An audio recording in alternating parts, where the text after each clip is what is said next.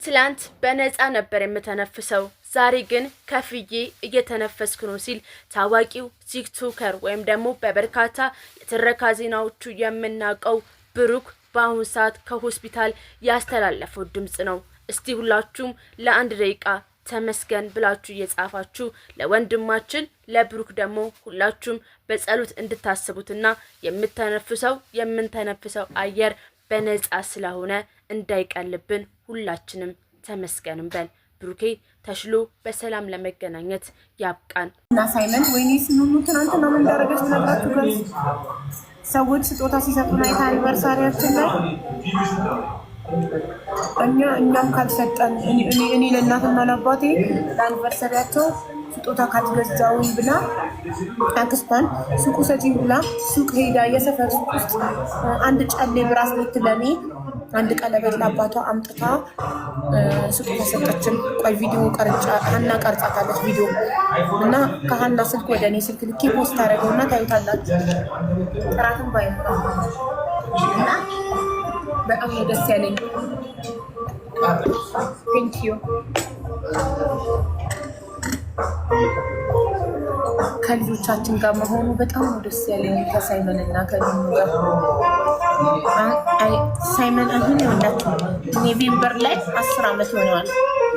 ወዲያው እንደተጋባ ነው ሳይመን የተረገዘው። ወዲያው እንደተጋባ ነው ሳይመን የተረገዘው።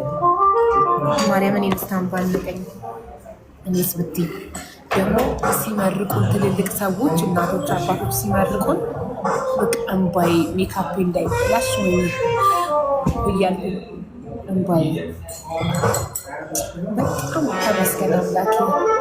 በጣም ደስታ ላይ ጋይስ በጣም እውነት 10ኛ ዓመት አኒቨርሳሪያችንን ኢትዮጵያ መተን ማክበራችን እንደገና ሌላም ደስታ አለኝ የምነግራችሁ ጠብቁ። እኔ ግን እዚህ ላይ ጥያቄ የሆነብኝ ማለት ነው አንድ የክርስቲያን ወንድ የሙስሊምን ሴት አግብቶ መኖር ይችላል እንጂ አይቻልም እኮ። ደግሞ ሙስሊሞቹ ናችሁ እንኳን አደረሰሽ ምናምን የምትሉ ሲጀመር ማለት ይሄ ጋብቻ ሳይሆን በዚህና የተቀመጠን ሰው አታበረታቱ። ገባችሁ? ምክንያቱም ከፍትፍቱ ፊቱ ይላል የሀገር ኢየሱስ ተርት ማለት ነው።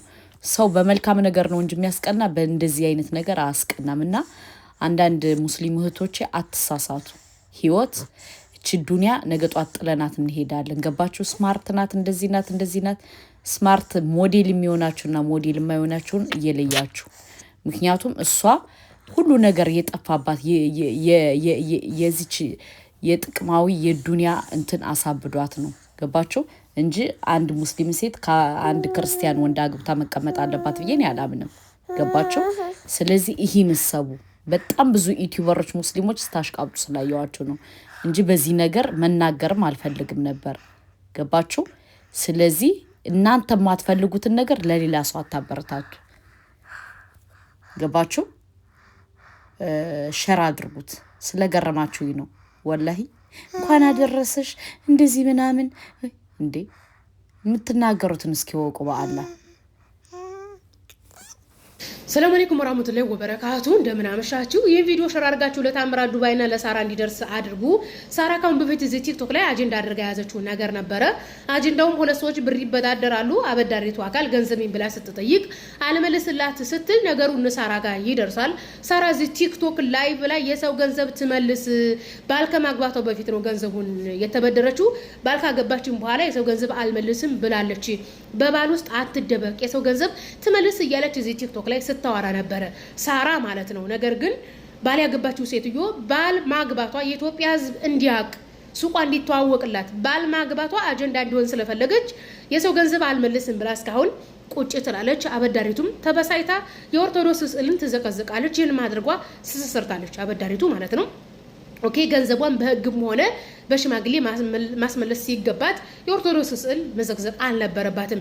ይህን ቪዲዮ እንድሰራ ያደረገኝ ሳራና ታምራት ገንዘቧን ሳታስመልሱላት እስከ ዛሬ ከትናንትና ወዲያ ስዕል ተዘቀዘቀ ብላችሁ ትከሰስ ትላላችሁ እንዴ? ብትከሰስ እኮ ምንም አትልም እኮ። ገንዘብ አበደርኳት አልመልስልኝ አለች፣ ተናድጄ እንደዚህ ያደረኩ ብትል ይቅርታ ጠይቄያለሁ ብትል ህግ በነፃ ይለቃታል። 1 ወር 2 ወር ነው ቢያስራትም ብታሰር ትሟሟለች እንዴ? አትሟሟ። ኦኬ ደግሞም ለ50 ሳንቲም ስዕል ለብር 50 ስዕል ነው እንዴ 1200 ብር አልከፍልም የምትለው ባለባሊቱ እንደው ጉድ እኮ ነው። ባሌን አስተዋውቁ፣ እምነግደውን ሱቅ አስተዋውቁ፣ የተበደርጉትን ገንዘብ አልመልስም ነው። ይሄን ሁሉ እኮ ጊዜ ተዋወቀ እኮ። ስንት ወር ነው ሳራ ራሱ ማውራት ከጀመረች እኮ ስንት ጊዜው እኮ ነው። በጣም ነው የገረመኝ። ለማንኛውም ልጅቱ ይቅርታ ጠይቃለች። ታምራትና ሳራ ስለ የዘቀዘቀችው ልጅ ይቅርታ ጠይቃለች። ይቅርታ በመጠየቋ ገንዘቧን አስመልሶላት ይሄን ለማለት ነው ቪዲዮ ሰራሁት። ባለባሊቱንም ባለ አበዳሪቱንም አለ በሚያውቀው አላቃቸውም። በነገራችን ላይ ባለባሊቱ በቃ